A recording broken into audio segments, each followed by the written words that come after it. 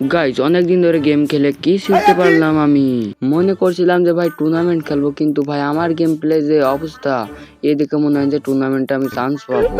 আবার মনে করছিলাম যে না ভাই হায়াত অন ফায়ারের মতন ভিডিও করব, কিন্তু আমি তো ভালো করে এডিটই করতে পারি না। হায়াত অন ফায়ারের মতন ভিডিও বানাবোটা কেমন করে? পরে আমি ভাবলাম যে না, বাংলাদেশ টপ ওয়ানের মতন ভিডিও করলে কেমন হয়। ভিডিও যে করবো আমার সেরকম স্কোয়াড মেট নেই, আর আমি তো ঠিক মতো রিজন ডানই দিতে পারি না। আমি মাস্টার উঠতে গেলে তাই কান্দে ফিন্দে দিই, আর রিজন ডান দেওয়া তো বিলাসিতা। আমি ভাই এইটা বুঝতেছি না যে ভাই ইউটিউবে কোন কন্টেন্ট দিলে ভালো হবে। আবার আমি চিন্তা করলাম যে ফ্রি ফায়ারের ভিতর ফ্রি স্টাইল গেম প্লে করে ইউটিউবে ছাড়বো, কিন্তু ভাই আমার তো হেডই লাগতেছে না, আমি কি করবো এবারটা।